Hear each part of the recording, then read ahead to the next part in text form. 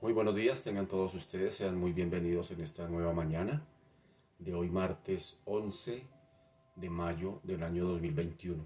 Este espacio bajo la sombra del Omnipotente, espacio precisamente para venir y refugiarnos en la sombra del caluroso día a día de esta vida, donde el Señor nos permite venir y tomar un tiempo de refrigerio, de descanso en su presencia, bajo la sombra del Omnipotente. Recuerden, quiero invitarle en esta mañana para que juntos le abramos nuestras Biblias en Mateo capítulo 6.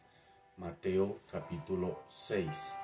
Miremos las instrucciones que dio el Señor precisamente acerca de la oración en Mateo capítulo 6.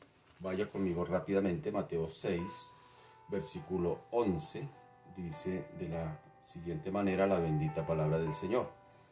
Dice, y cuando ores, no seas como los hipócritas, porque ellos aman el orar en pie en las sinagogas y en las esquinas de las calles para ser vistos de los hombres. De cierto os digo que ya tienen su recompensa. Mas tú cuando ores, entra en tu aposento y cerrada la puerta, ora a tu Padre que está en lo secreto. Y tu Padre que ve en lo secreto te recompensará en público. Y orando no uséis vanas repeticiones como los gentiles, que piensan que por su palabrería serán oídos. No os hagáis pues semejantes a ellos, porque vuestro Padre sabe de qué cosas tenéis necesidad antes que vosotros le pidáis.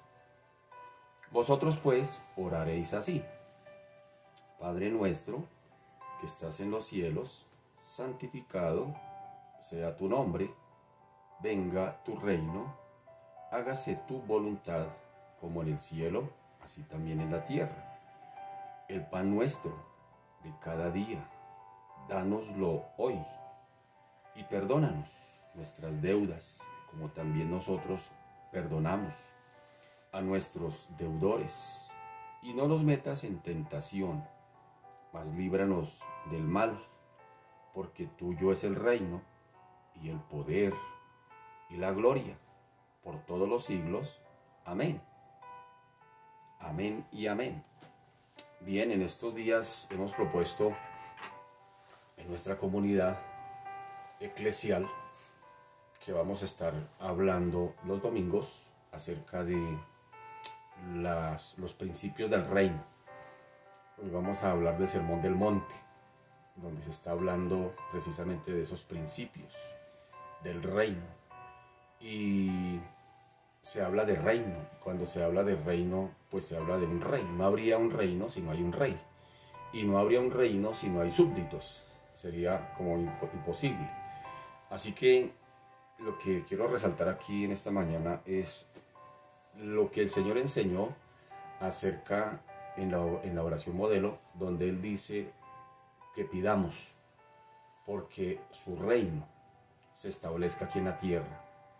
Y sabe que últimamente, curiosamente, cuando uno estudia todo este tema de Apocalipsis, cuando estudia todo este tema del milenio, cuando estudia todo este tema donde en el milenio ya no habrá sufrimiento, donde ya no habrá situaciones que nos corresponde vivir todos los días aquí en esta tierra, en esta temporalidad, uno quisiera que de una vez se estableciera el reino del Señor. Uno quisiera que ya el Señor viniera, que el Señor ya no aplazara más su venida, sino que ya de una vez por todas viniese aquí a establecer su reino, para que definitivamente dejemos de estar padeciendo tantas situaciones que nos corresponden vivir. Y el Señor pues pide inclusive y nos anima a que dentro de nuestras peticiones, en la oración modelo dice, pidan por eso, pidan porque se establezca el reino del Señor, que venga su reino. Y de hecho Juan, cuando escribe Apocalipsis, cierra su libro diciendo, sí Señor, ven pronto, Señor Jesús, ven, como él también anhelándolo, como él también, recuerde que Juan estaba en la isla de Patmos, allá exiliado cuando escribe Apocalipsis, y al final de la revelación que él escribe, pues escribe también eso, yo creo que a nivel personal. Sí, Señor, venga rápido para que paremos de sufrir, ahí sí paremos de sufrir, para que dejemos tantas luchas, tantas dificultades. Sin embargo, el Señor pues no establecerá su reino en este mundo a menos que primero se establezca su reino en el corazón de los seres humanos, porque se hace necesario, porque de que se establezca el reino de Dios en nuestro corazón, pues no es otra cosa más que preparación para cuando venga su reino físico ya aquí en esta tierra. Así que si no estamos preparados para hacer parte de un reino, primeramente en el corazón, pues mucho más difícil se irá a hacer establecer o sujetarnos, digámoslo de esta manera, a un reino físico. Entonces mire que es una petición que el Señor anima a que hagamos desde lo interior del corazón, que primero se establezca su reino. ¿Y qué es reino? Ya lo dije, reino pues es gobierno, reino es autoridad, reino es sujeción, pero reino también es privilegios, pero reino también son responsabilidades, muchas cosas que hacen parte de ese reino. Y cuando pedimos que se establezca el reino del Señor en nuestra vida primeramente, pues no es otra cosa más que dejar que el Señor sea quien se entrone en nuestra vida, porque hay varios elementos de un reino. Por ejemplo, está el trono, está el cetro, está la corona, que son elementos de un rey, y el cetro pues es donde justamente se sienta el rey, y la corona pues es lo que identifica al rey. Es decir, hay varias coronas, hay diadema, el estéfanos, que son coronas que se le dan a los vencedores, pero también hay diademas, que hacen parte de las coronas, que son las que con las que va a venir el Señor en el Apocalipsis 19, donde son autoridad. Es decir, no es que se le dan, sino que Él las tiene, porque son autoridad. Entonces, hablando de corona, pues es sencillamente establecer que Él es el único digno de honra, gloria y honor, como dice al final de su oración modelo, porque tuyo es el reino, tuyo, de nadie más, tuyo es el poder y tuya la gloria. Así que es estar dispuesto a permitir que Él se entrone, se siente en nuestra vida, controle nuestra vida, que sea Él quien la maneje, que sea Él quien la dirija. Y sin embargo, es una situación muy difícil para muchos seres humanos, permitir que Dios sea el que gobierne la vida, porque a veces nosotros decimos, sí, gobierna mi vida, pero como yo quiero, como yo te permita, pero el Señor está a entregar el reino o permitir que el Señor se entrone en nuestra vida, es estar dispuestos precisamente a permitir que Él sea el rey y que nosotros seamos sus súbditos, sus obedientes. Sin embargo, como dije antes, primero hasta que no se establezca el reino del Señor en nuestra propia vida, pues es muy difícil que podamos anhelar estar en ese reino de los cielos, donde inclusive Él nos promete que vendremos a reinar con Él. Entonces imagínense si no estamos entrenados, por decirlo de alguna manera, para ese momento, pues desde ya deberíamos estarnos entrenando, es decir, desde ya deberíamos estarnos preparando para que cuando llegue ese momento de venir a gobernar con Él, pues ya hayamos pasado por ese proceso de permitir que el Señor haya primeramente se haya entronado en nuestra vida. Entonces, en esa dirección vamos a orar en esta mañana. Sí, uno quisiera que ya el Señor de una vez por todas viniera ya y que estableciera su reino, su gobierno, y como dicen por ahí, paremos de sufrir, ya dejemos de sufrir. A veces a mí personalmente me pasa, donde yo me pongo a meditar en eso. Ay, el Señor debería venir ya, que venga el Señor ya para que se vayan todos estos dolores en el cuerpo, para que paren tanto sufrimiento en la tierra, para cuando uno ve este mundo como está, uno dice, ay, el Señor debería venir ya, que venga ya. Sin embargo, pues el Señor ya tiene un cronograma, tiene un programa, y sí, claro, por supuesto que Él va a venir, pero no será en el tiempo que uno quiera, será en el tiempo que Él ya estableció. Mientras tanto, ¿qué nos corresponde? Prepararnos y estar listos para cuando el Señor pues aparezca, cuando el Señor venga, porque dice que vendrá de repente, como ladrón en la noche, como en un pestañeo, en un abrir y cerrar de ojos.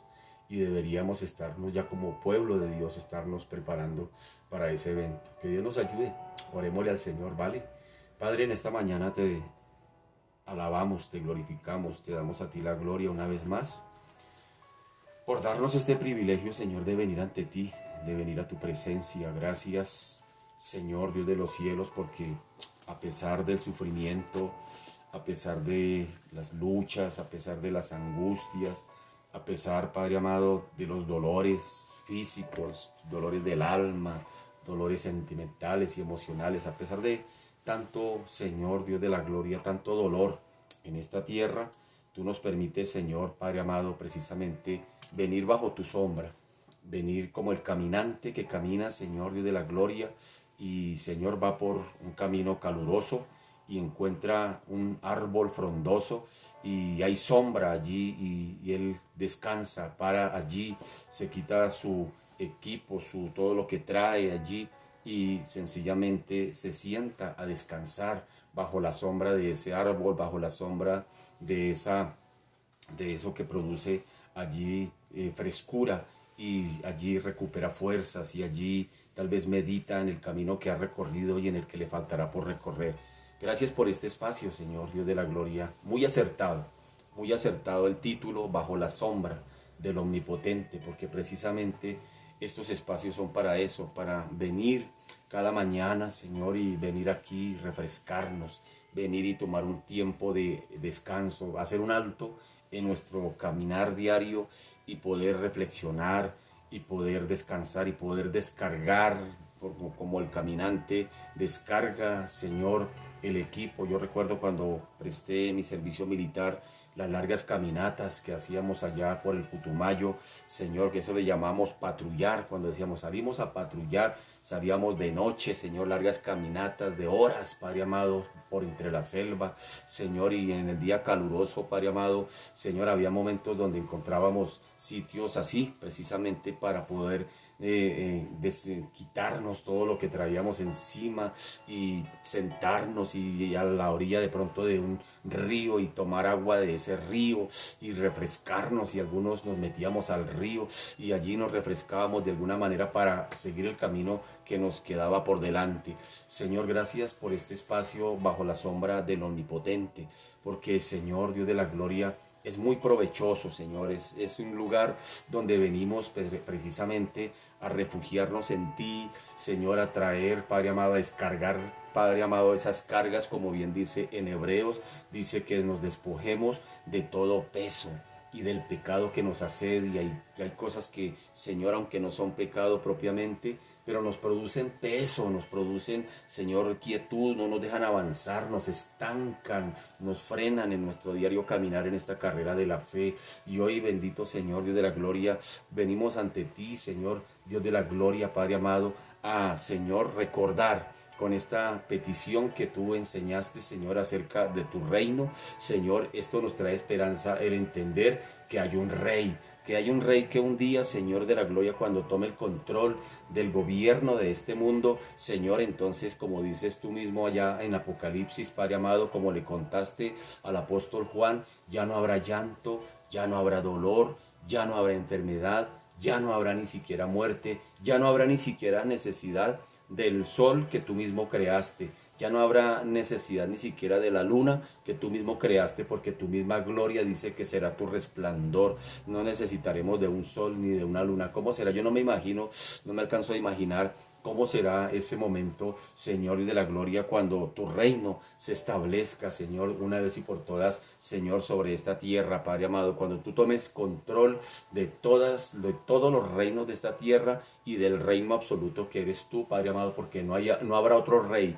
Tú eres y serás el único rey, aunque ahora, Señor, Padre amado, este mundo esté siendo dirigido, gobernado por el príncipe, como bien dice en la misma escritura, dice que es el príncipe de este mundo, y el príncipe de este mundo está haciendo referencia propiamente a Satanás. Es quien está controlando, es quien está dirigiendo, pero es un control y una autoridad dirigida, Señor, limitada. Es porque tú le has permitido, bendito Señor, hasta cierto momento que Él gobierne, que reine, que tome control de esta tierra. Sin embargo, bendito Señor, Padre amado, esto que, Señor, vemos no se ha salido de tu control, porque, Señor, Satanás, aunque esté, Señor, Dios de la gloria, Padre amado, por un momento siendo príncipe, y no se le está diciendo rey, sino se le está diciendo príncipe, es decir, el principado va por debajo del reino, es decir, sería un súbdito inclusive del mismo rey. Así que, Señor Dios de la gloria, Padre amado, Señor, tenemos la esperanza de que un día tú vendrás de nuevo a tomar el control, Padre amado, de tu reino, de todo lo que, Señor Dios de la gloria, tú viniste a proponer, Padre amado, justamente, Señor, en este libro de Mateo, donde Mateo, Señor, presenta a los judíos que, Señor, que tú eres el Mesías como rey.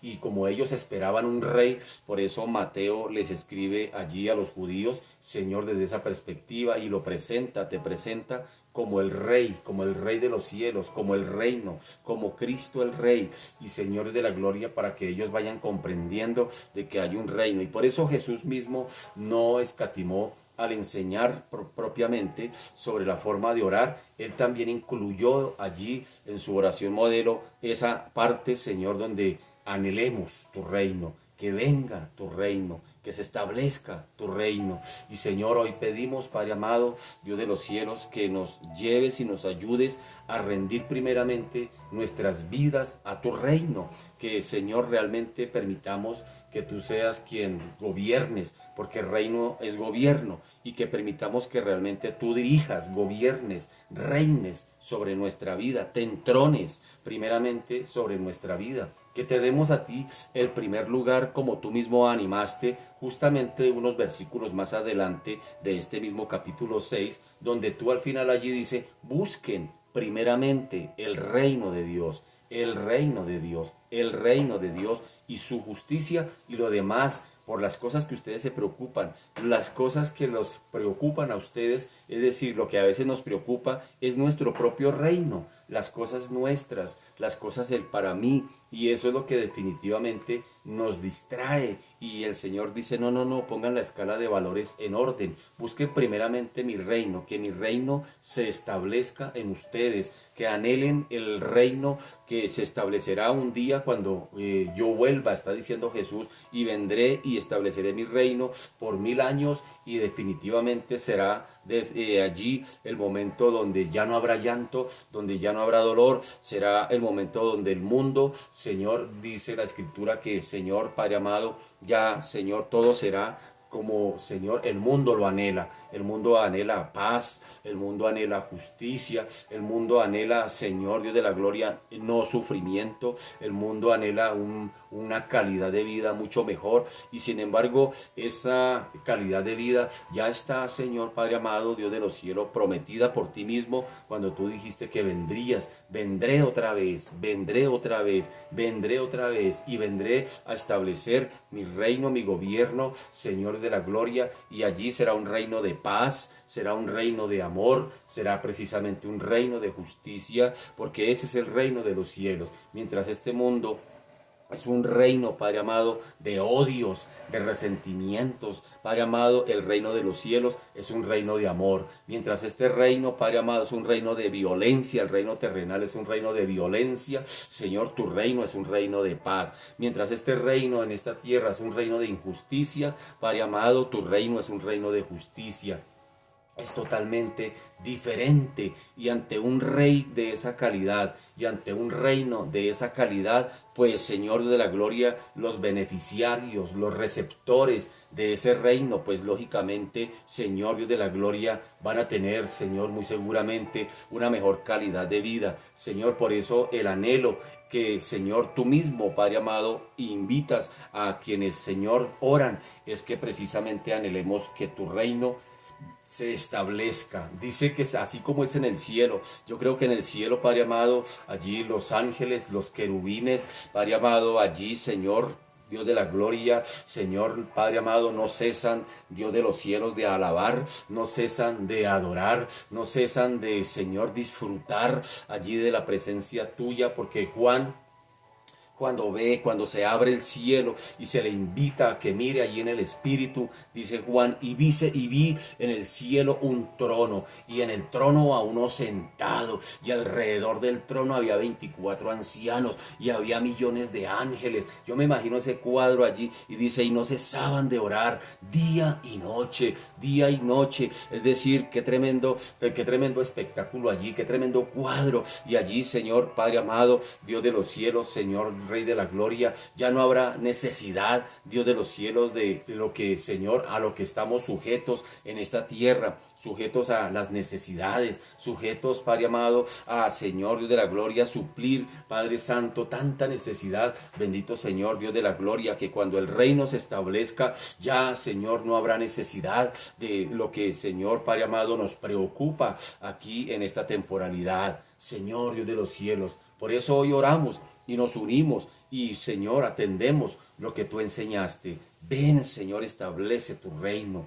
Ven, establece tu gobierno en nuestras vidas primeramente, en tu pueblo primeramente, en nuestras familias, bendito Señor, que podamos rendir realmente nuestras vidas al gobierno tuyo, que podamos rendir realmente nuestras vidas, Señor, a ti, bendito Señor, que podamos, Señor, cantar con alegría y decir, ven, Señor, tú eres mi rey, como a veces cantamos en nuestros templos, Señor, y lo cantamos con alegría y levantamos inclusive las manos y saltamos, y Señor, Dios de la gloria, y decimos, sí, Señor, tú eres mi rey, el rey de mi vida. Yo he escuchado una canción que dice de esa manera, que tú eres el rey de mi vida, pero que realmente, Padre amado, podamos ser coherentes de lo que cantamos con lo que vivimos, que bendito Señor, realmente podamos decir que tú sí eres el rey de nuestra vida, porque hemos rendido totalmente nuestras vidas a tu gobierno, que tu reino realmente se establezca primeramente en nuestras vidas, bendito Señor, y por supuesto también clamamos, bendito Señor, que tu reino literal y físico, Señor, se establezca en esta tierra, como diría el apóstol Juan, ven, Señor Jesús. Ven, Señor Jesús, y establece tu reino, y establece tu gobierno. Señor Dios de la gloria, hastiados estamos de tanta maldad, hastiados estamos, Señor. A veces, Padre amado, Señor Dios de los cielos, Señor, al ver tantas situaciones, Dios de la gloria, Padre amado, pareciera que ya llega el desánimo, que ya uno no quisiera seguir avanzando en esta vida. Uno quisiera, Señor, que tu reino de una vez por todas se establezca, bendito Señor, que ya, Señor de la gloria, Padre amado, Dios de los cielos, de una vez por todas se cumpliera lo que tú prometiste, Señor, Dios de los cielos, y por supuesto que se cumplirá, y por supuesto que se establecerá, y por supuesto que un día vendrás y establecerás tu reino y tu gobierno una vez y por todas, bendito Señor, sobre esta temporalidad. Ya una vez y por todas establecerás un reino milenial, un reino, bendito Señor, Dios de la gloria, donde no habrá sino un solo rey, y ese serás tú. No habrá otro, Padre amado, no habrá nadie más. Serás tú quien establecerás, serás tú el Rey de reyes y el Señor de señores, porque a ti se te dio un nombre que es sobre todo nombre, y dice la Escritura que bajo ese nombre toda rodilla se doblará y que toda lengua confesará que Jesucristo es el Señor. Y por supuesto que eso se dará, bendito Señor, donde toda rodilla tendrá que doblarse delante de ti. Sin embargo, toda rodilla que se doble, algunos se doblarán para adorarte, para reconocerte, para alabarte, pero otras rodillas se doblarán, Señor, simplemente, Dios de la gloria, para reconocer que tú eras quien decíamos que eras. Muchos se van a doblar delante de ti, van a decir, sí, este definitivamente era del que tanto me hablaron y yo no quise atender. Otras lenguas también dice, Padre amado, que toda lengua confesará que Jesucristo es el Señor. Pero por supuesto, unos confesarán a Cristo para adorarlo, pero otros confesarán a Cristo para testificar y para decir definitivamente, o para reconocerlo, para decir, sí, me equivoqué, sí estaba equivocado. Tantas veces escuché de este Cristo y nunca lo atendí. Es decir, Dios de la gloria, toda rodilla y toda boca confesará, unos para condenación y otros para salvación. Pero llegará el día, Señor, en que toda esta humanidad tendremos, Dios de los cielos, que reconocer tu autoridad, que reconocer que tú eres el Rey, que reconocer que tú eres el Rey de Reyes y Señor de Señores. Padre amado, hoy por eso, Señor, nos unimos, Señor, a aquellos discípulos que estaban allí, Señor, en la escuela de oración del Señor, allí donde estaban aquel discípulo que dice Lucas, que tan pronto Jesús terminó de orar, él se acercó a Jesús y le dijo: Señor, enséñanos, enséñanos a orar, enséñanos a orar. Aquel discípulo, Señor, tal vez esperó, no te interrumpió, esperó a que tú terminaras de orar, y por supuesto me imagino que tuvo que durar una noche entera esperando que tú terminaras de orar, porque tú orabas noches enteras,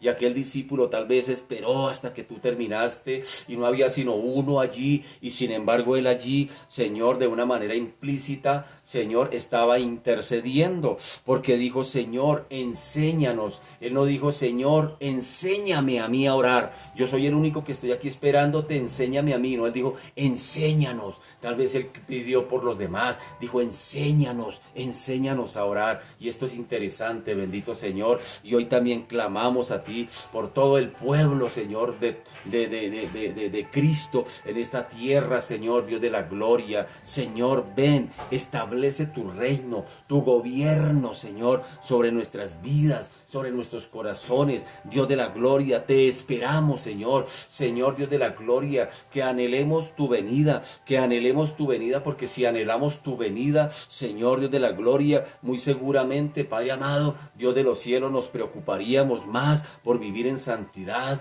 nos preocuparíamos más por servirte, nos preocuparíamos más por perdonar, nos preocuparíamos más, Señor, por vivir en santidad, nos preocuparíamos más por esperarte, Señor, Dios de la gloria. Por eso, Señor, mi oración en esta mañana es, Señor, pedir bajo la dirección, Señor, de que tu reino se establezca bajo el entendido, Señor, de que, Señor, Dios de la gloria, cuando tu reino se establezca, no solamente habrá privilegios, sino que también habrá deberes. También habrá deberes. Y, Señor, uno de los deberes como súbdito de este reino, Padre amado, es precisamente ser embajador, ser testigo, Señor, Dios de la gloria, de ese Rey, Padre amado. Que, Señor, Dios de la gloria, mientras tú, Señor, Padre amado, Dios de la gloria, vienes una vez y por todas a establecer tu gobierno, Señor, que como iglesia hagamos lo que corresponde, que como iglesia hagamos nuestra parte, hagamos nuestra labor, cumplamos con lo que, Señor, nos has comprometido, con lo que nos has, Dios de la gloria, delegado. Y, Señor, Dios de la gloria, como bien dice, que cuando tú vengas, Señor, Dios de la gloria, nos halles haciendo lo que tú pediste, Señor, que hiciéramos, y podamos escuchar de parte tuya: buenos siervos, buen siervo, hablando de tu iglesia, puedas decir: buen siervo y fiel, en lo poco has sido fiel, en lo mucho te pondré. Es queriendo decir, en lo poco has sido fiel, es decir, mientras estuviste en esta temporalidad, mientras estuviste aquí, estuviste haciendo lo que te correspondió, ahora te pondré en lo mucho, es decir, te pondré en una eternidad, de una vez y por todas, para que reines conmigo, porque, Señor, es la promesa de que un día reinaremos contigo, Señor, Dios de la gloria, donde tú serás el único Rey establecido, Padre amado, o mejor, Dios de la gloria, Dios de los cielos, Padre amado, que tomará el control de todos los reinos de la tierra, y allí estaremos como iglesia, como pueblo tuyo, Señor. Por eso, Señor, Dios de la gloria, hoy oramos a ti. Ayúdanos, Padre amado, a permitir que tú establezcas tu reino, tu gobierno sobre tu iglesia, sobre tu pueblo, sobre nuestras vidas, sobre nuestras familias, Señor. Y ven, Dios de la gloria, que nuestras familias, que aquellos que no te conocen, que aquellas personas que no te conocen como nuestros vecinos, amigos, compañeros de trabajo, de estudio, inclusive, Señor, nuestros gobiernos, Padre amado, que abran sus corazones y permitan que tú establezcas tu reino, tu gobierno en sus vidas primeramente, Señor Dios de la gloria, que podamos darte honra a ti, bendito Señor Dios de la gloria, que podamos darte gloria a ti, que podamos establecer, Padre amado, la alabanza a ti, Señor, porque como bien dice en el colofón de esta oración de Mateo, Señor, dice, porque tuyo es el reino, tuyo es el reino, tuyo es el reino, queriendo decir que no hay otro rey. Tuyo es el reino, pero también tuya es la gloria. Es decir, tú eres el único digno de gloria, de honra y de alabanza. Pero también dice, tuyo es el reino, tuyo es la gloria, tuyo es el poder, Padre amado, queriendo decir que no hay otro poder mucho o mejor, mayor que el tuyo. Tú eres el todopoderoso eres tú, bendito Señor. Por eso, Señor de la gloria, a ti venimos, Señor, a ti venimos, no estamos ante cualquiera, estamos delante de ti, Señor, ante el Rey de Reyes, Señor de Señores, ante el Todopoderoso y ante el único digno de gloria, de honra y de alabanza. Te bendecimos, Señor, y te damos a ti toda la gloria, toda la honra y la alabanza,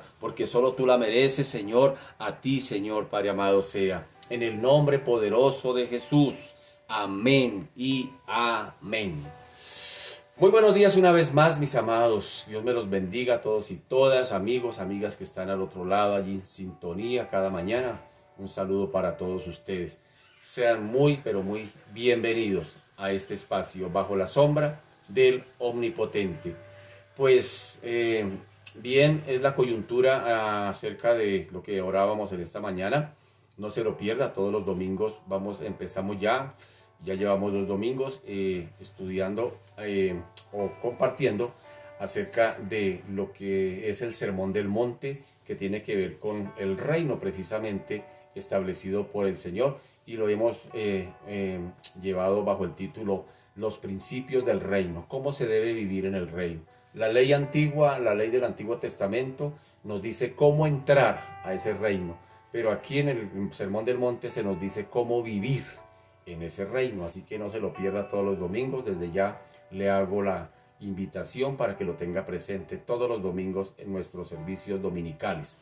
Bien, así que pues entremos en materia en el libro que estamos estudiando de Juan, y vamos por el capítulo 11, y recordemos que dejamos en días anteriores pues a Jesús, o mejor al Sanedrín.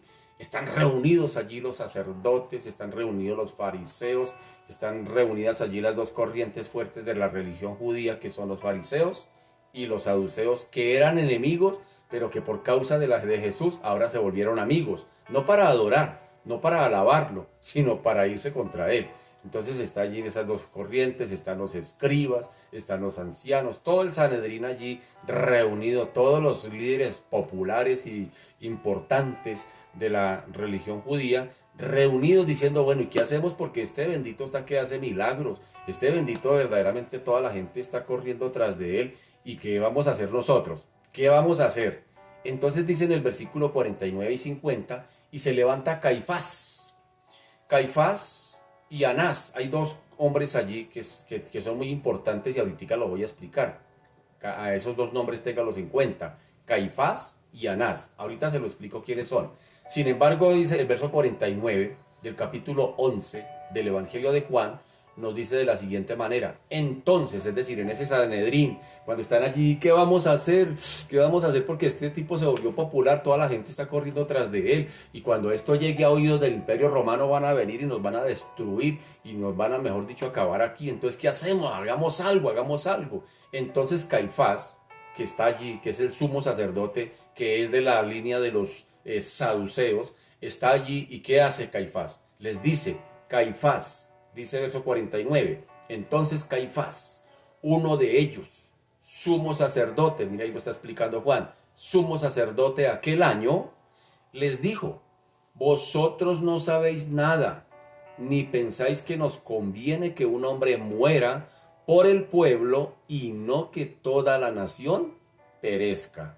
Así que mire lo que está diciendo este hombre acá, mire lo que está diciendo Caifás, mire las palabras, mire el atrevimiento, mire la falta de respeto por sus colegas, ¿Qué había de cierto en este planteamiento que trae aquí Caifás? Es la pregunta. ¿Qué había de cierto cuando él dice es mejor que un hombre muera y no que toda la nación se pierda? Pues por un lado sabemos que el Señor había explicado que la naturaleza de su reino era espiritual, por un lado. Y por otro ya se había negado con anterioridad inclusive a que el pueblo lo hiciera rey. ¿Se acuerda que el pueblo lo quería hacer rey? Por allá en Juan capítulo 6, después de que el Señor alimentó a 5.000 hambrientos, ¿qué pasó allí? Dice allí, leámoslo, verso capítulo 6, versículo 15, dice, pero entendiendo Jesús que iban a venir para apoderarse de él y hacerle rey, si notan, hacerle rey, volvió a retirarse al monte solo. Aquellos, ¿por qué le querían hacer rey? Pues la razón es suficiente. Está el pueblo inmerso en un imperio dictador, está en medio de un imperio opresor, un imperio que no da oportunidades, un imperio que lo único que hacía era chuparse la sangre del pueblo. Por ejemplo, los impuestos. Los impuestos los cobraban como ellos quisieran. Y no podría el pueblo levantarse contra el imperio a protestar como hacen ahora por aquí. No, el que se levantara a protestar, el que se levantara en revuelta, le esperaba la cruz.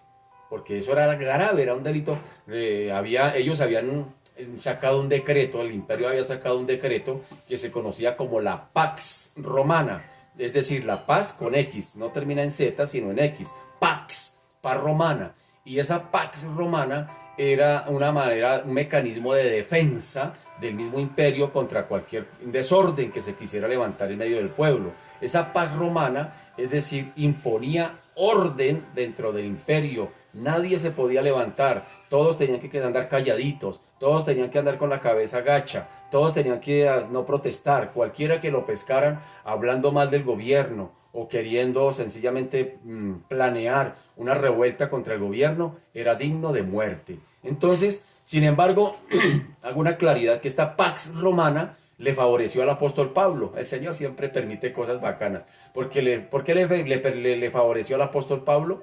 Porque la paz romana cuidó de que las embarcaciones que iban por el Mediterráneo, pues había piratas en esa época, había gente de esos que muestran por la televisión con un parche y una pata de palo y un garfio, esos existieron, fueron reales.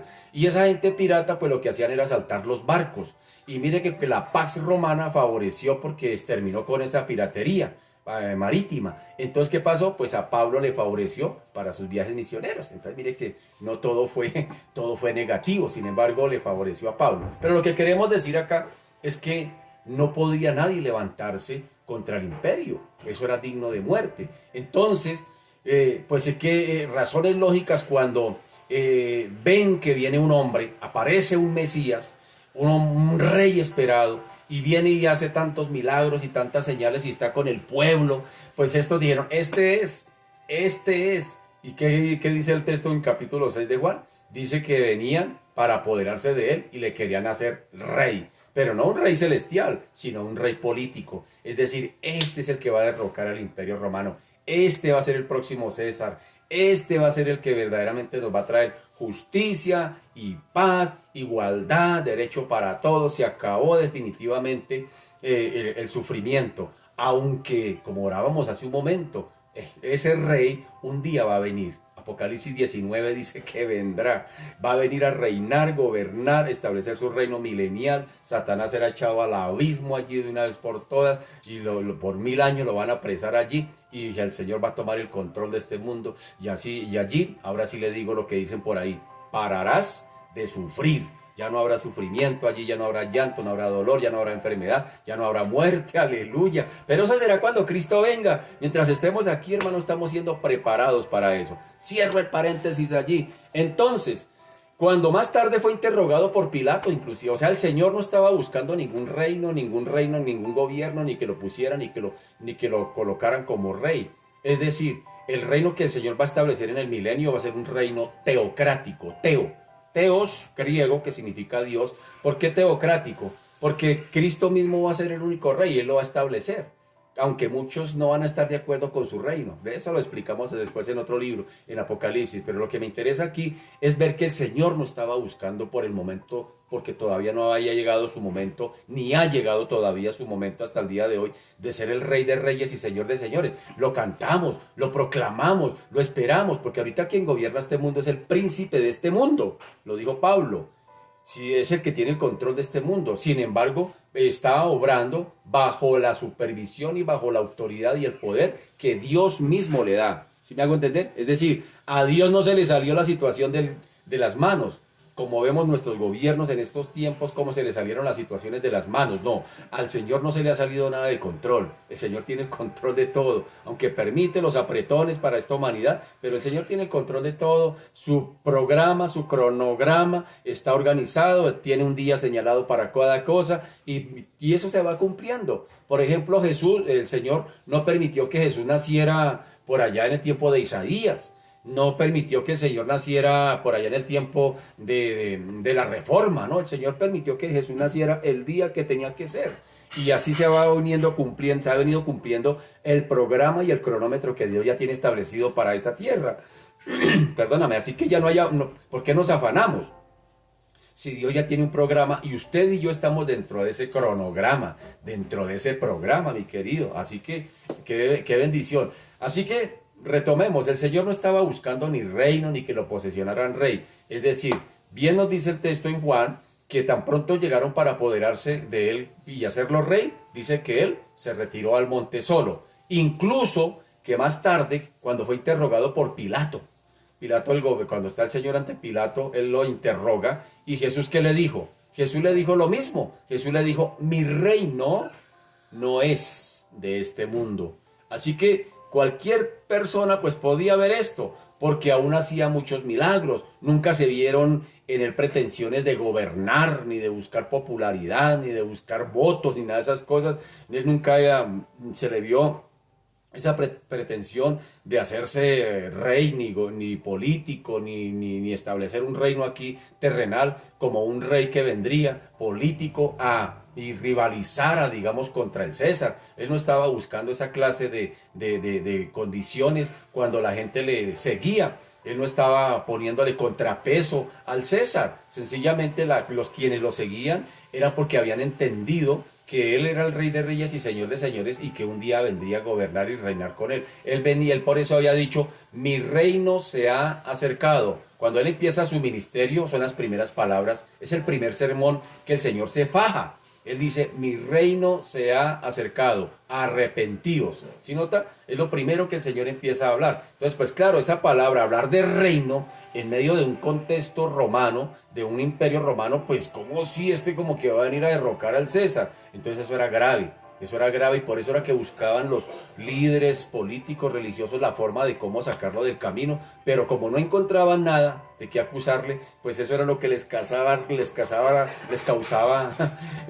ampolla en los zapatos, porque decía, pero no le encontramos nada para acusarlo. Entonces por eso era las situaciones que su odio crecía cada vez más, sencillamente porque la gente seguía más a Jesús, corrían tras de Jesús, y mientras Jesús se hacía popular, pues ellos iban perdiendo popularidad. Ese era el sustico, mejor dicho, que tenía el Sanedrín. Así que cualquiera podría ver que definitivamente el reino del Señor, o que las palabras del Señor, cuando Él dice mi reino no es de este mundo, cualquier persona lo podría ver, que definitivamente su reino no era de este mundo, porque las cosas que Él hacía, pues eran cosas que se salían de este mundo. Para levantar paralíticos, echar fuera demonios, hacer milagros, multiplicar panes, o sea, esas cosas que él hacía, pues no pertenecían, eso daba a entender de que él era de otro reino, de un reino sobrenatural, de un reino que sobrepasaba los estándares de este reino terrenal. Eso cualquiera lo podía entender, inclusive los mismos políticos, los mismos líderes religiosos tendrían que entenderlo, y de hecho ellos mismos lo reconocieron. ¿Se acuerda que por allá ellos mismos dicen, permítame ver si encuentro el texto aquí donde ellos mismos dan testimonio de que definitivamente reconocieron lo que el Señor hacía? Versículo 47 dice, entonces los principales sacerdotes y los fariseos reunieron el concilio y dijeron, ¿qué haremos?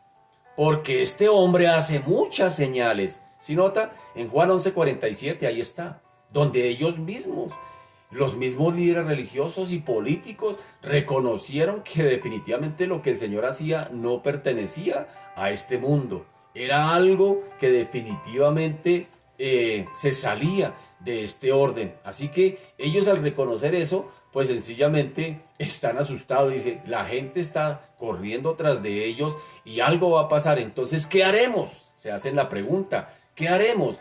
Y Caifás, que es el sumo sacerdote, mirándolo les dice, ustedes definitivamente no saben nada. O sea, los trató de ignorantes. Qué falta de respeto de este colega. Qué falta de irrespeto de este. Se creyó, mejor dicho, la última Coca-Cola, el Caifás allí, y trató a sus compañeros de ignorantes. Porque les dice acá, dice, vosotros no sabéis nada.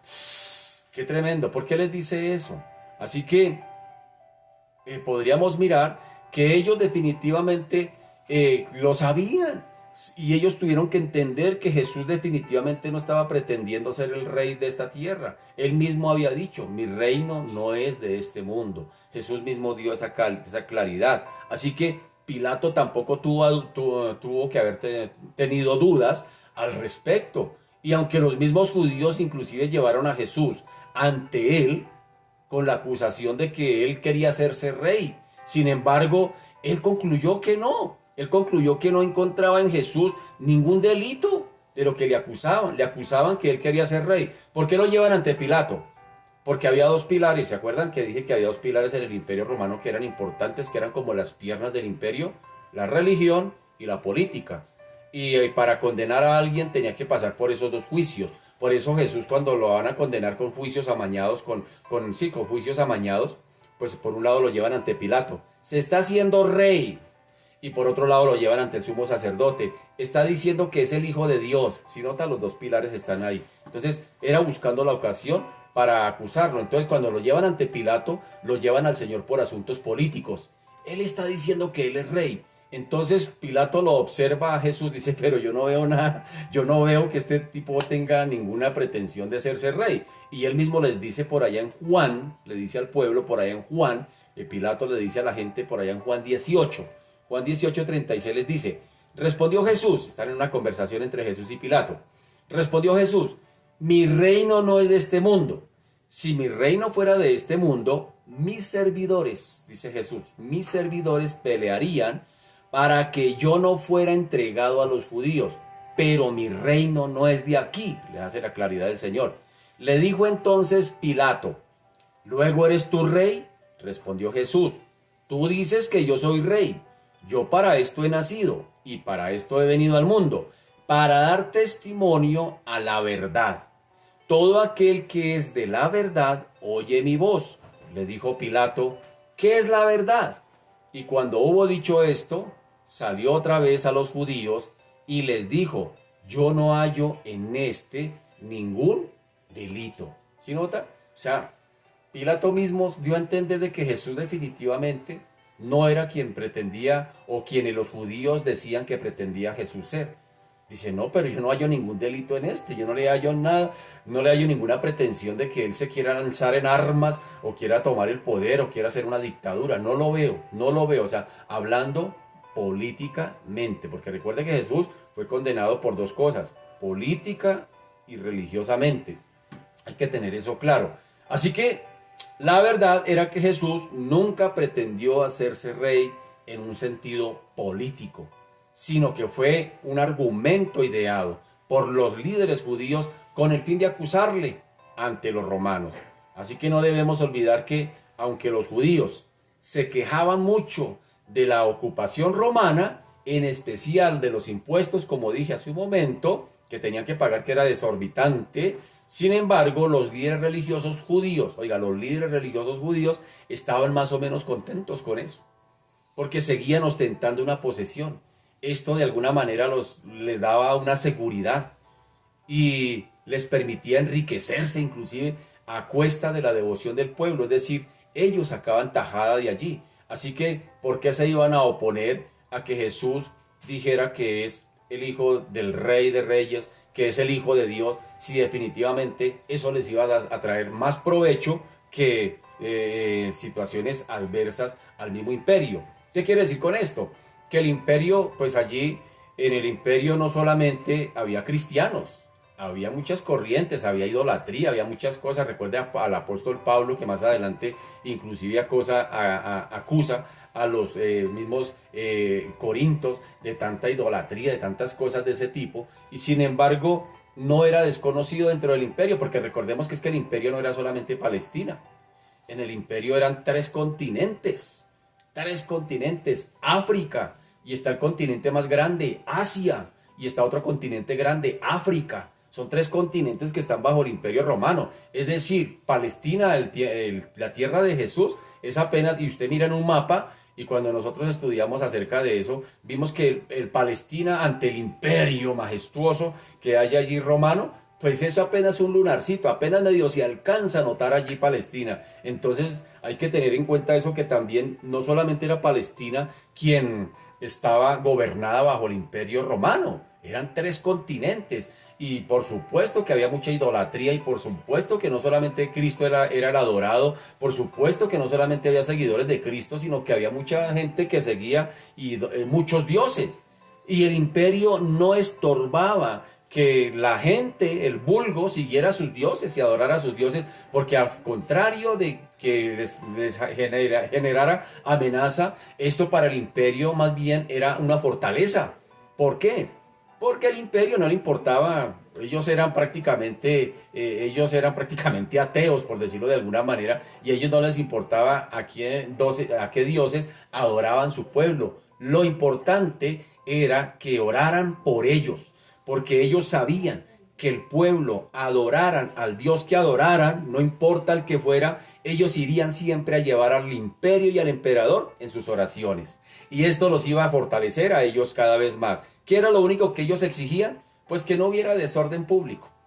Adoren a sus dioses, siempre y cuando no hagan desorden, siempre y cuando hagan sus cosas en orden, allá en sus sinagogas, donde lo quieran adorar, mientras no haya desorden dentro del social, pues pueden adorar a sus dioses. Así que esto no era ninguna amenaza para los judíos, para los líderes. Al contrario, esto les generaba inclusive ganancias, porque ellos tenían que llevar sus ofrendas, tenían que llevar pagar sus impuestos, tenían que todo esto. Así que esto lo que hacía era, en lugar de ser amenaza para el imperio, pues era más bien una fortaleza. ¿Sí me hago entender? Entonces, por lo tanto, pues a ellos no les interesaba que Jesús fuera el Mesías. Eso no les interesaba, era lo de menos. Sí, era lo de menos que les interesaba, porque esto más bien les potenciaría su estatus dentro de la nación.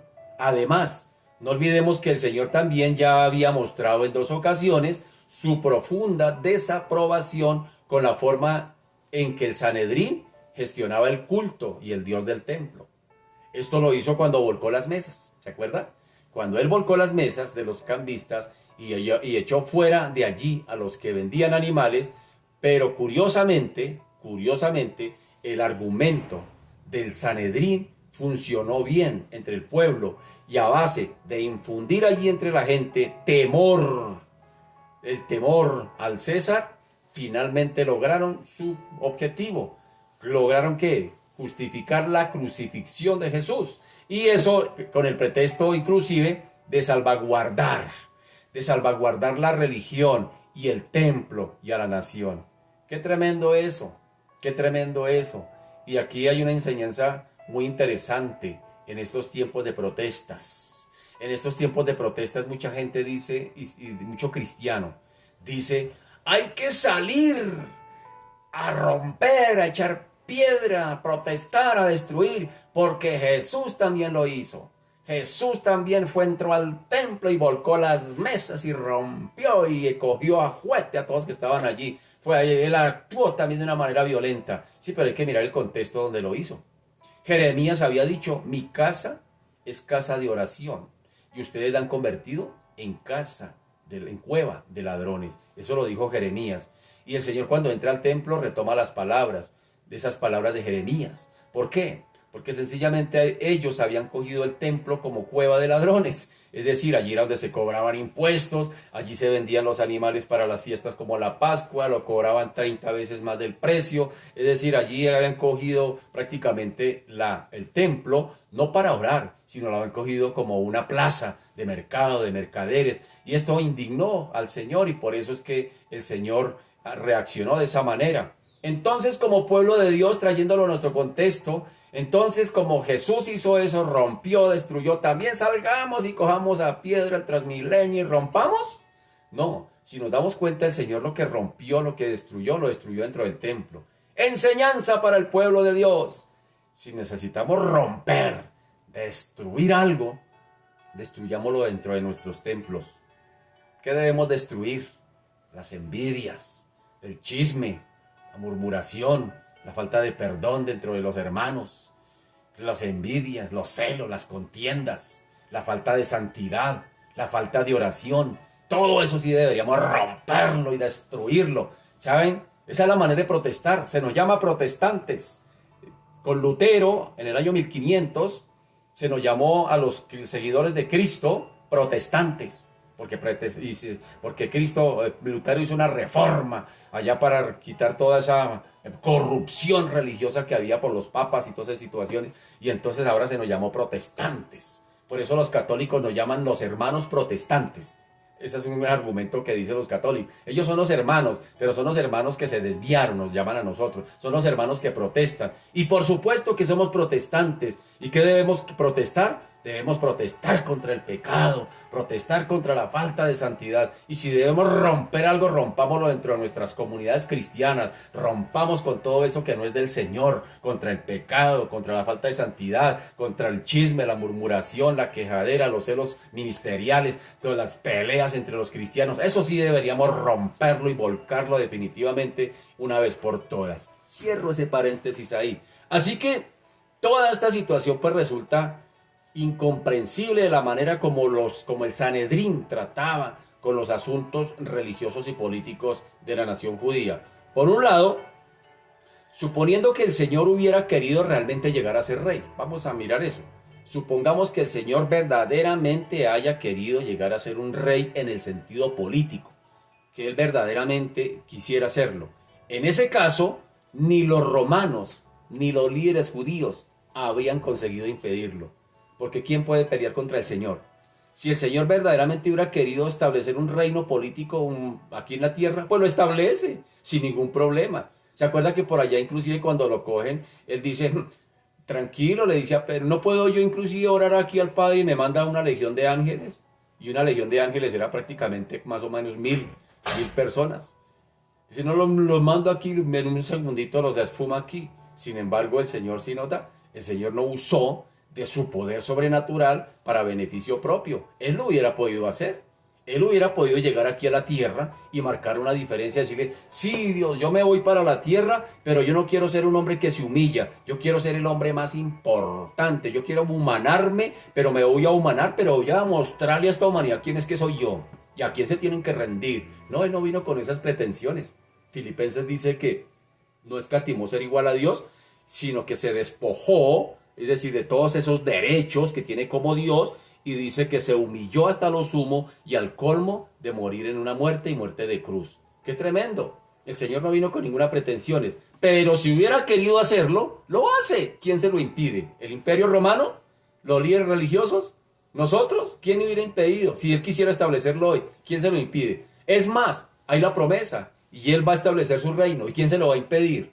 Por allá le hace el Salmo 2, donde habla de ese momento, donde los reyes se reúnen, donde todos se quieren reunir, dice, ay, que vamos a pelear contra ese Cristo, y dice la escritura en Salmo 2, que el Señor se va a reír de ellos, se va a reír de ellos y va a venir a gobernar, y con vara, y vara de hierro, una vara de hierro, se cree que esas varas eran que se usaban para medir, y esas varas eran una caña más o menos de unos 3 metros de largo. Pero el Señor cuando va a venir a gobernar es con una vara de hierro, porque esa vara, por lo largas, pues tenía la tendencia a doblarse. Entonces, ¿qué quiere decir? Que el hierro no se va a doblar, es decir, que va a ser un reino firme, inmovible, no se va a doblar, no se va a doblegar ante nada. Entonces Él sí va a venir a establecer un reino. ¿Y quién se lo va a impedir? ¿Nosotros? ¿El pecador? ¿El incrédulo? ¿El ateo? ¿Quién se lo va a impedir? ¿El gobierno? ¿Los tanques de guerra? Hitler, ¿quién le va a impedir al Señor? ¿Quién le va a impedir cuando el Señor venga a establecer su reino? Ningún ser mortal, hermano. Entonces, si el Señor quisiera establecer su reino, pues lo establece, aunque hubiera querido. Ni el imperio romano de esa época lo hubiera podido, ni Pilato, ni el mismo César, nadie. Nadie le hubiese podido resistir. ¿Por qué? Porque la prueba de que tenía era un poder sobrenatural, que nadie lo puede resistir. Así que la señal que nos da de su reino nos da la evidencia cuando los milagros que Él hace. Así que los milagros mismos que Él hace, que nadie los puede hacer, como en este caso estamos en el marco y en el contexto de la resurrección de Lázaro. ¿Quién ha podido resucitar un muerto? Solamente el Señor. Por eso el Señor les está mostrando que si Él hubiera querido, con la resurrección de Lázaro, le muestra a los líderes políticos que si Él hubiera querido establecer un reino verdaderamente político, no hubiera tenido necesidad ni siquiera de ir a pelearse a trompadas con el César.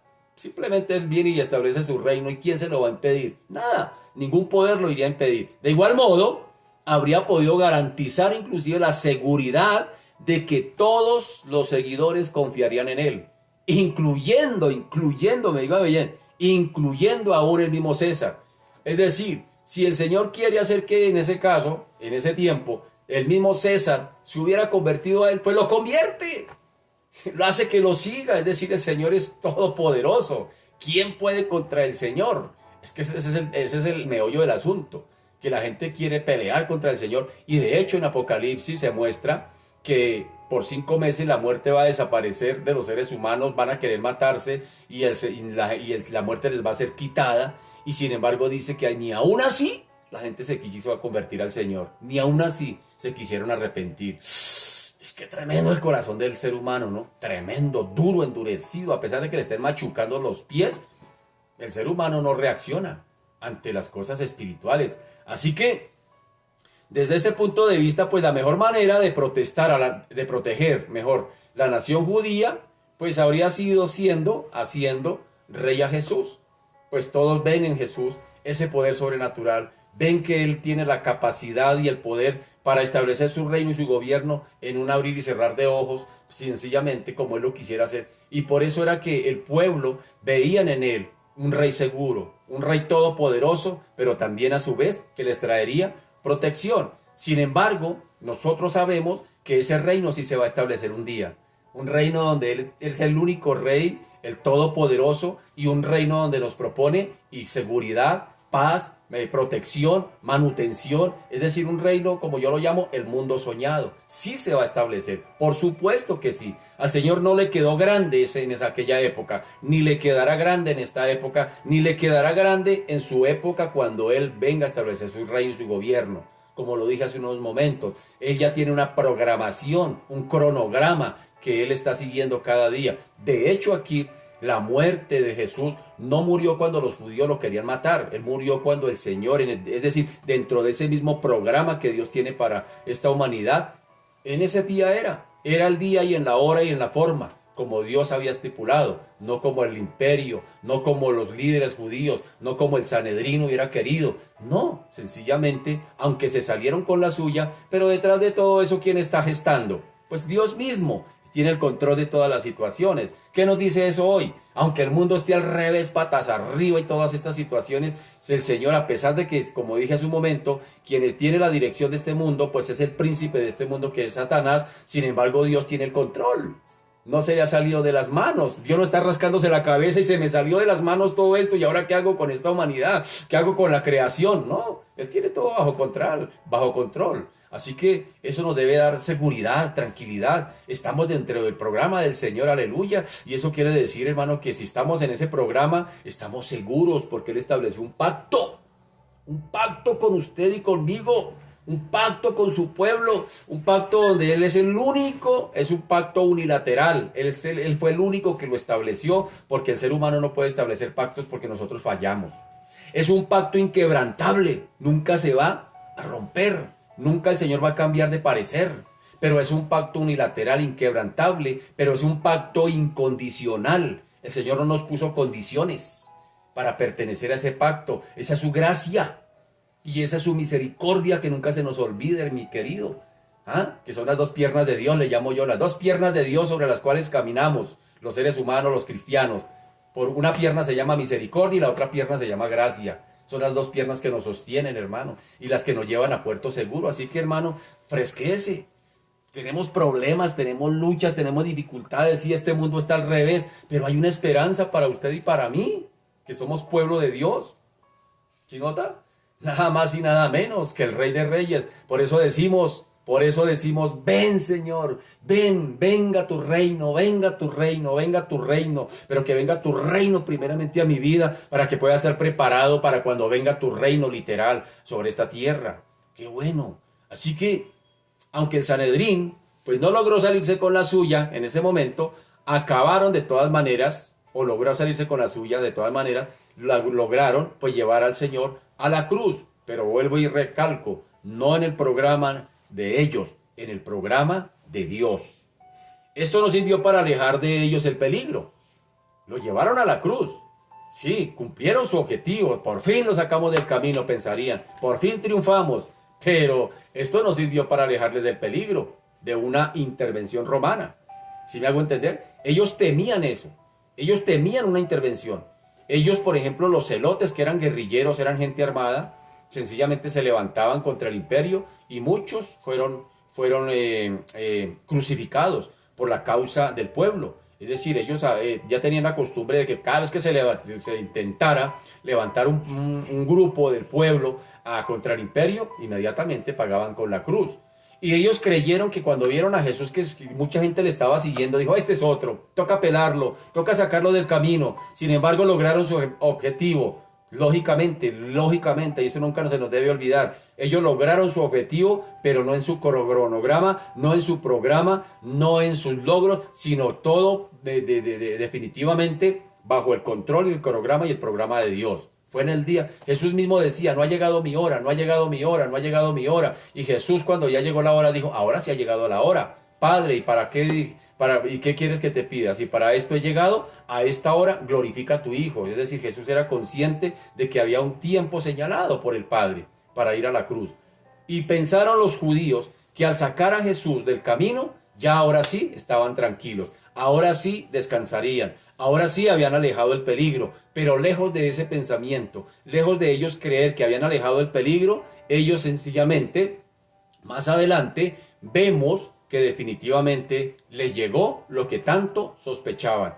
¿Qué dijo Caifás? Dijo, se van a venir el imperio romano cuando vean que Jesús, la gente está siguiendo a Jesús, y van a ver que cuando vean que el imperio vea que la gente está atrás de Jesús, nos van a acabar a nosotros, nos van a sitiar la ciudad del imperio romano y nos van a exterminar y nos van a quitar el templito donde nosotros ganamos plata y nos van a quitar todas estas cosas y nos van a quitar la fama y la popularidad. Eso temían cuando vieron que la gente seguía a Jesús y pensaron que al sacar a Jesús del camino ya el problema se había solucionado.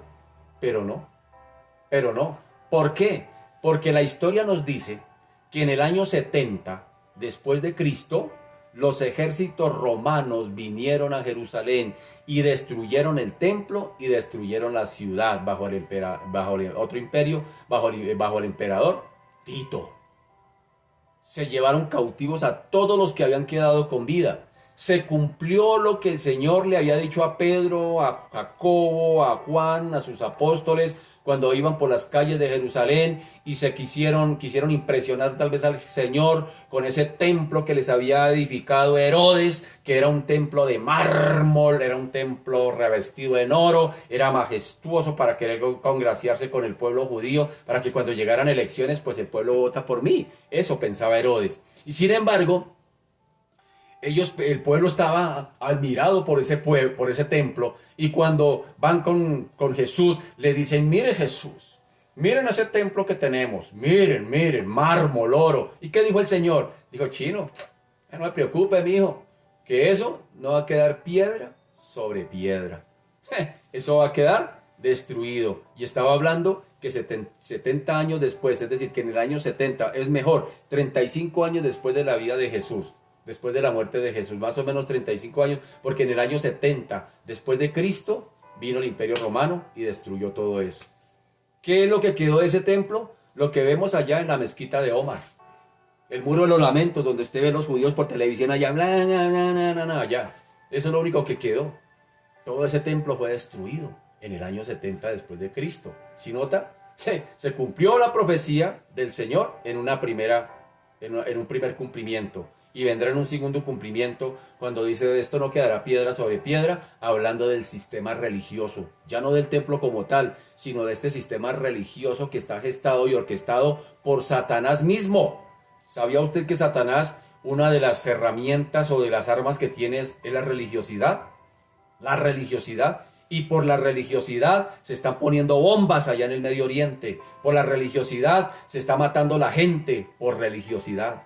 ¿Sí me entiendo? La guerra santa que llaman. ¿Todo eso quién lo está orquestando? Pues Satanás. Sin embargo, el Señor dijo que de eso también, de ese espíritu de religiosidad que hay en el mundo, de ese espíritu de religiosidad tampoco quedará piedra sobre piedra. Así que mire, tanto que temían los líderes allí el Sanedrín, y sin embargo, tarde que temprano les llegó lo que tanto temían, y no se cumplió en Jesús, se cumplió en Tito cuando vino en el año 70 y destruye definitivamente, literal, la ciudad de Jerusalén y quema el templo. Sin embargo, si lo pensamos bien, cuando la nación con sus líderes a la cabeza decidieron allí rechazar al Mesías de Dios, esto hizo que fuera imposible que definitivamente subsistieran. Y sin tenerlo en cuenta, inclusive ellos mismos decidieron, óigalo bien, al rechazar a Jesús, ellos mismos decidieron su propia destrucción nacional. ¿Cuándo rechazaron y cuándo crucificaron al Mesías? Ellos mismos se forjaron su propio destino. El sumo sacerdote tuvo un papel determinante en las deliberaciones del Sanedrín. Juan nos dice que Caifás era el sumo sacerdote aquel año. Y esa expresión aquel año, esta es una nota muy aclaratoria. Cuando nos dice, y Juan nos dice, y que Caifás era sumo sacerdote aquel año. Esa expresión aquel año es interesante porque tal como nos informa un historiador que se llama Flavio Josefo, judío, quien escribió todas las historias de Jerusalén, del pueblo de Dios, en 107 años había habido más o menos alrededor de 28 sumos sacerdotes. ¿Sí nota? Eso nos escribe Flavio Josefo en sus historias, de sus historias del pueblo judío. Él nos escribe que alrededor de 107 años hubo más o menos 28 sumos sacerdotes diferentes. Y esto se debía a que el sistema levítico judío de la línea de Aarón, el sacerdocio levítico, había desaparecido. Cuando ese sacerdocio se transmitía de padre a hijo. El sacerdocio levítico, el sacerdocio que había establecido el Señor, se transmitía de padre a hijo. Por eso cuando Aarón desaparece, pues quien toma ahora las riendas es uno de sus hijos. Sin embargo, esta línea levítica de sacerdocio desaparece.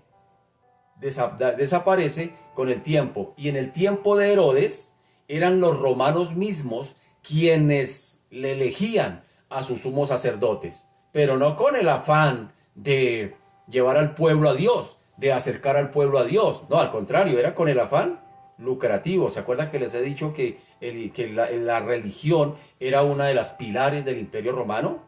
Así que ellos deseaban, pues, en razón por la que cambiaría, o esta era más bien la razón por la cual con frecuencia cambiaban el imperio. Ellos no transmitían, en el sacerdocio, ellos no transmitían el sumo sacerdocio de padre a hijo, sino cuando a ellos se les antojaba. Si un sumo sacerdote no funcionaba, pues toca cambiarlo. Por eso el temor de Caifás. Por eso el temor, dice, mejor dicho, donde este pueblo se revuelque aquí, donde este pueblo se me revuelque, se me levante en revolución siguiendo a Jesús, pues va a venir el imperio y me van a derrocar, es lo que está pensando. Por eso el afán de Caifás, por eso la preocupación de Caifás. Eran ellos quienes elegían, eran ellos quienes enviaban tanto a los gobernantes porque también, por ejemplo, Herodes, uno de sus hijos, que era bien cruel, que mató más de 3.000 judíos, que el que mató inclusive a sus hermanos era cruel, entonces el mismo imperio lo tuvo que quitar. Y fue cuando llegó Pilato allí a tomar la región de Judea. Entonces, ellos eran quienes prácticamente dirigían a quienes quitaban, a quienes ponían, tanto religiosamente como políticamente. Es decir, el imperio tenía todo bajo control. Ellos tenían el control, el pueblo no tenía derecho a elegir. Eso, ni de salir a las calles a protestar, ni a decir, este sí es. No, no podían, porque si no los pelaban. Entonces, sencillamente, eran ellos. Después de Herodes, entonces, los sumos sacerdotes eran establecidos allí por el mismo imperio romano. Y en cuanto a Caifás, en este caso aquí es quien está aquí protestando, quien está aquí hablándole al Sanedrín, en cuanto a Caifás, recordemos que yo les hablé hace un momento de otro personaje llamado Anás. ¿Qué pasa?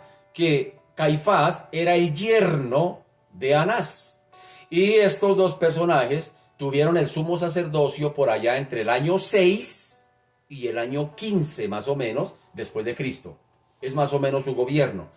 Su sumo sacerdocio, más o menos en ese tiempo. Y es cuando Caifás, que es el yerno, pues sencillamente era manipulado por su suegro.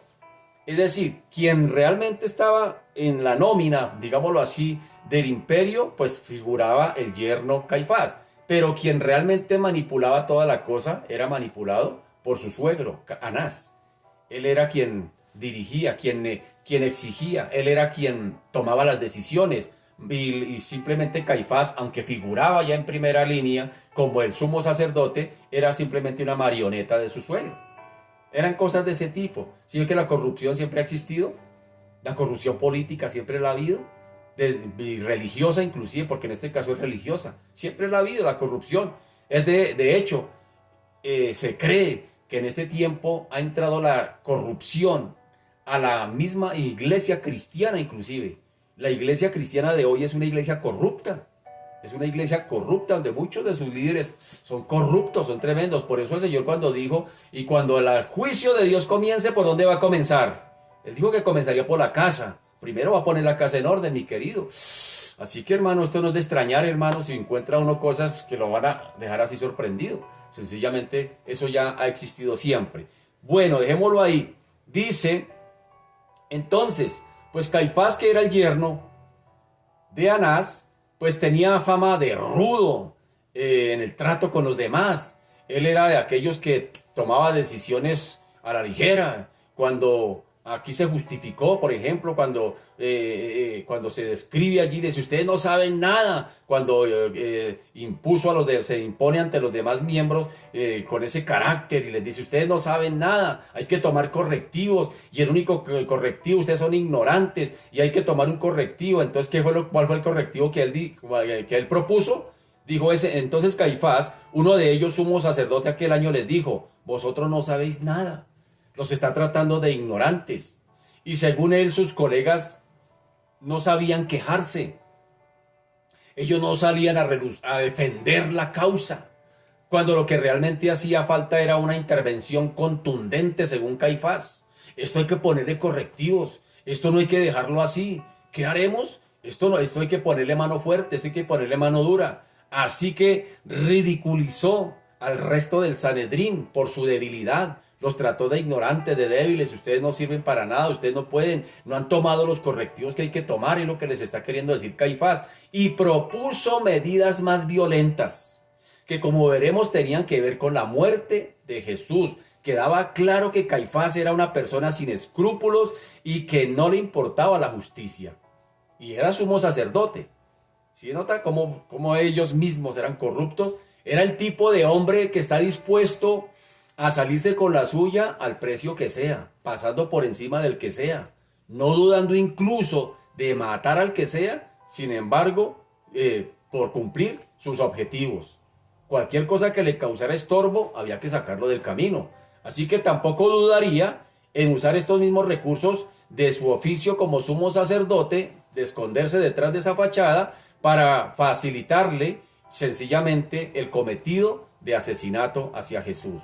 Todo ello movido por la envidia que tenía hacia él, hacia Jesús, aunque cuando llegó el momento de presentar el caso ante Pilato, dijo que lo hacía por su fidelidad al César. Hipócrita también nos resultó Caifás, hasta hipócrita con el mismo gobierno. ¿Cuándo lo sabemos? Pues en el capítulo 19 de Juan se nos dice, pero ellos gritaron, fuera, fuera, crucifícale.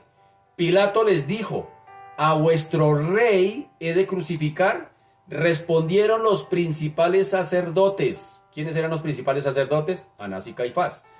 Ya les dije, marioneta y el que manejaba la marioneta. Respondieron los principales sacerdotes, no tenemos más rey que a César. Y qué palabras tan hipócritas de estos dos. La causa, aquí, quien está buscando beneficio propio, pues es prácticamente Anás. Pero como el que está al frente es Caifás, pues lo está manipulando para que, bueno, manipule la cosa. Hay que muerte a este tipo, hay que matarlo, sacarlo del camino. Pero cuando Pilato les dice, yo no le encuentro nada de qué acusarlo. Entonces él dice, ¿pero qué? Sino que no hay sino un solo rey y este se quiere proclamar rey, como queriendo justificarse delante de la otro pilar, que era el pilar político. Sin embargo, eso son palabras hipócritas, porque los intereses reales del sumo sacerdote eran él mismo. Su fama, su popularidad, que el temor de que viniera el Imperio Romano y lo descalificaran, y sitiaran la ciudad, y quitaran el templo de Jerusalén y hasta lo quemaran. Ese era el temor de Caifás. Él no estaba hablando a favor del rey, él no estaba hablando a favor del imperio, ni a favor del rey, mucho menos del emperador. No, él estaba obrando, era por sus propios intereses. Qué tremendo cuando la gente hace tantas triquiñuelas buscando sus propios intereses. Algo parecido con la realidad no es coincidencia. Así que, además de ser un hombre violento y cruel, Caifás, pues era también auténtico hipócrita, carente de principios. Veamos en los términos que planteó su crimen. Mire cómo lo planteó, mire qué sutileza. ¿No pensáis que nos conviene que un hombre muera por el pueblo y no que toda la nación perezca? Entonces, aquí vuelva lo mismo. Cuando dice no que toda la nación perezca, es por eso, por el temor de que viniera el Imperio Romano y sitiaran la ciudad, o sea, si se levanta Cristo allí como rey, pues van a venir el imperio, va a meter la mano allí, van a derrocar a Jesús, van a romper, van a quitar, a quemar a Jerusalén, van a quitar el sumo sacerdocio, van a acabar con todo el mundo, y por eso es que ellos están pensando no en el pueblo, ellos no están pensando en el pueblo. Por eso la hipocresía del sumo sacerdote, él no está pensando en el pueblo, porque esas palabras van cargadas de hipocresía. Cuando dice, ni pensáis que nos conviene que un hombre muera por el pueblo y no que toda la nación perezca. Él no está pensando en la nación, él está pensando es en él. ¿Sí nota? Él está pensando es en él. Así que, ¿en qué sentido convenía la muerte de Jesús? Pues según Caifás era una conveniencia política. Si era necesario que hubiera un sacrificio, mejor perder a un hombre y que no toda la nación perezca, como él mismo lo dijo. Y si había que congraciarse con alguien, pues mejor hacerlo con César. Mejor tenerlo en el bolsillo, ¿sí o no? Así que era mejor tener a César de su lado y no tener a Jesús de su lado. Jesús no le proporcionaba nada, al contrario, le traía problemas. Si tenía que elegir entre sus propios intereses particulares o la voluntad de Dios, pues no tendría ninguna duda en elegir lo primero. Así que no olvidemos que lo que está mal moralmente nunca puede ser correcto desde ningún otro punto de vista. No hay nada para justificar la inmoralidad. Nunca se puede conseguir el bien haciendo el mal. Lo útil y lo conveniente nunca es legítimo. Nunca es legítimo. Si no se ajusta, óigame bien, lo útil y lo que conviene nunca será legítimo si no se ajusta a los principios de la justicia divina. ¿Sí me hago entender? O sea, hay cosas que parecen legítimas, hay cosas que son convenientes, pero no son ni tan convenientes ni tan legítimas a menos que se ajusten a los principios de la ley divina. Si Dios nos tiene el control de eso, no hay excusas, mi querido. Es decir, en este caso, el fin no justifica los medios. Hay un dicho por ahí que dice, el fin justifica los medios. No, en este caso no. En este caso el fin no justifica los medios. Es decir, traer cosas corruptas. Es que como el gobierno roba, yo también robo. Es que como allí hacen, yo también hago. Es que como allí no hacen, entonces yo también dejo de hacer. No, señor. En este caso, el fin no justifica los medios. Y en el Sanedrín, como máximo órgano de gobierno espiritual de la nación judía, tenía que haberlo tenido bien en cuenta, muy en cuenta en las decisiones que estaba tomando. Y en este caso concreto, el hombre que el sumo sacerdote creía que era conveniente que muriera, era precisamente el único hombre justo, oigan esto, bueno e inocente, que había venido a nuestro mundo. ¡Qué tremendo! ¿Cómo podía al Sanedrín convenirle la muerte de Jesús? ¿O cómo podría convenirle la muerte de Jesús a esta humanidad? Si Él era bueno, es bueno. Si Él es justo, si Él es santo, ¿cómo nos convendría a nosotros? Como cordero fue llevado al matadero y nos convenía este gran sumo sacerdote. Tremendo. Y Pedro dice que convenía la crucifixión de Cristo, que el justo pagara por nosotros los injustos para llevarnos a Cristo, para llevarnos a Dios, perdón. Qué tremendo para acercarnos a Él. Qué tremendo. Y aún así, lo más triste de todo es que la humanidad le sigue rechazando.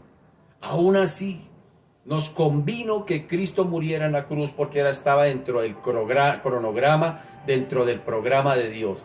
Y sin embargo, los seres humanos hasta el día de hoy todavía rechazan a Cristo. ¡Qué tremendo! Y quienes decimos seguirle, lo seguimos a medias, cuando nos quede tiempo, como siguiendo a cualquiera. No le damos el lugar que corresponde y que se merece. No le decimos verdaderamente, como decíamos en esta mañana en la oración: Señor, ven y establece tu reino. Ven y establece tu reino en mi vida. Yo quiero verdaderamente que tú seas mi rey. Que Dios nos ayude. Que Dios nos ayude, mi querido. Porque el que murió no fue cualquiera. El que dio su vida por usted y por mí no fue cualquiera. Fue el mismo Rey de Reyes, Señor de Señores, quien vino y se humilló y se humanó y se despojó de todo. Pero a ese se les exaltó hasta lo sumo. Dios mismo lo exaltó, le dio un nombre que es sobre todo nombre, y para que en ese nombre toda rodilla se doble y toda lengua confiese que Jesucristo es el Señor. Un día el Señor vendrá y establecerá su reino, y todas las rodillas se doblarán. Los muertos, todos los muertos, todos los que estén muertos o estemos muertos en aquel día, dice la Escritura que resucitaremos, unos para vida eterna, otros para condenación eterna, pero todas las rodillas un día estarán dobladas frente al mismo Rey de Reyes y Señor de Señores, reconociéndolo y diciendo, y toda boca confesará que Jesucristo es el Señor. Quiéralo creer o no, rechácelo o acéptelo, hermano, eso no es problema de Dios, eso es problema suyo si no lo crees, hermano, pero Dios no va a cambiar su cronograma ni su programa simplemente por darnos gusto como seres humanos. ¿Quién necesita a quién? Dios nos ayude. Padre, te damos gracias, te bendecimos, glorificamos tu nombre, Señor. Señor, Padre amado, Anás, o mejor, y Caifás, ese par, suegro, yerno, lo que no se dieron cuenta era que estaban profetizando. Nos conviene que un hombre muera. Nos conviene que un hombre muera. Y sin darse cuenta, estaban programados dentro del reloj de Dios. Dios había estipulado así: convenía que un hombre muriera, no solamente por la nación de Israel, sino por el mundo entero. Señor de la gloria, y nos convenía. Padre amado, gracias. Gracias por dar tu vida por la nuestra. Gracias por pagar por nuestros pecados. Gracias. Por eso, como orábamos en esta mañana, Señor, que verdaderamente podamos, Señor, dejar que tú te sientes en el trono de nuestra vida. Perdónanos porque muchas veces, Señor, decimos que tú eres nuestro Rey, pero no estás, bendito Señor, propiamente sentado en el trono de nuestra vida. En el trono de nuestra vida estamos sentados nosotros mismos. Somos nosotros mismos los reyes de nuestra vida. Y nos preocupamos por nuestro propio reino, no por el tuyo. Señor, ayúdanos a reflexionar en esto. Y ahora que está tan cerca tu reino, el establecimiento de tu reino, ayúdanos a estar preparados cada vez más. Señor de la gloria, que verdaderamente le demos importancia a las palabras de Jesús. Busquen primeramente el reino de Dios. Que verdaderamente seas tú el primero, Señor. Ayúdanos, Señor Dios de la gloria, ¿por qué no decirlo? A irnos desprendiendo de esta temporalidad, a irnos desprendiendo de esta temporalidad que nos tiene agarrados y aferrados. Yo veo una propaganda por televisión de un medicamento que es acerca de las alergias, algo así, y hay un títer y hay un mimo que tiene agarrada a una persona de una pierna y así está este mundo. Así está este mundo agarrado aquí de esta temporalidad. No quieren avanzar hacia tu reino, porque están agarrados aquí de este reino. Señor, ayúdanos. Ayúdanos, Señor, a irnos desprendiendo poco a poco, irnos preparando. Irnos ya dejando de preocupar tanto por el aquí y el ahora y por esta temporalidad, cuando hay una eternidad que nos espera. Una eternidad, bendito Señor, que nos promete, Señor, seguridad. Que nos promete, Señor, eternidad. Que nos promete, Señor, Dios de la gloria, Padre amado, todo lo que, Señor, Padre amado, quisiéramos aquí en esta temporalidad. Señor, ayúdanos. Ayúdanos, bendito Señor, a irnos preparando. Y, Señor, procurando más bien vivir cada vez más la santidad, como se nos está animando también en este espacio a la cabeza de nuestro pastor Danger. Cómo vivir en santidad en medio de un mundo pecador. Señor, que procuremos eso, que procuremos prepararnos, Señor, para cuando tú vengas podamos decirte, Señor, con toda libertad, como dijo Juan allá en el colofón de Apocalipsis: sí, Señor, ven, Señor Jesús, ven, que podamos verdaderamente anhelar tu venida, que verdaderamente podamos anhelarla, que podamos decir: estoy preparado, estoy listo para irme con mi Señor. Dios de la gloria, hoy estamos delante de ti. Te pedimos, Señor, establece tu reino y tu gobierno primeramente en nuestras vidas, en nuestros corazones, en las vidas de nuestras familias, en las vidas de nuestros conocidos y nuestros no conocidos. A ti te damos la gloria, Señor. Gracias, Padre amado, porque hay una promesa y hay un programa y un cronograma que tú lo vas siguiendo paso a paso. Todo esto que estamos viviendo, a ti no se te salió de las manos. Tal vez se le salió de las manos al alcalde, tal vez se le salió de las manos al gobierno, pero a ti no, Señor. Todo esto es necesario que pase. Te bendecimos y te glorificamos y te damos a ti la gloria. Y ayúdanos para que nuestra fe no mengue, Señor. A ti la gloria, Padre, en el nombre de Jesús. Amén y amén. Bien, mis amados, se nos ha ido el tiempo. Quisiéramos aquí estar toda la mañana predicando la palabra del Señor, pero hay otras cosas que hacer. Mis amados, buen día, que la paz, la misericordia y la gracia del Señor esté sobre sus vidas. Un abracito para todos. Chao, mis amados, bendiciones.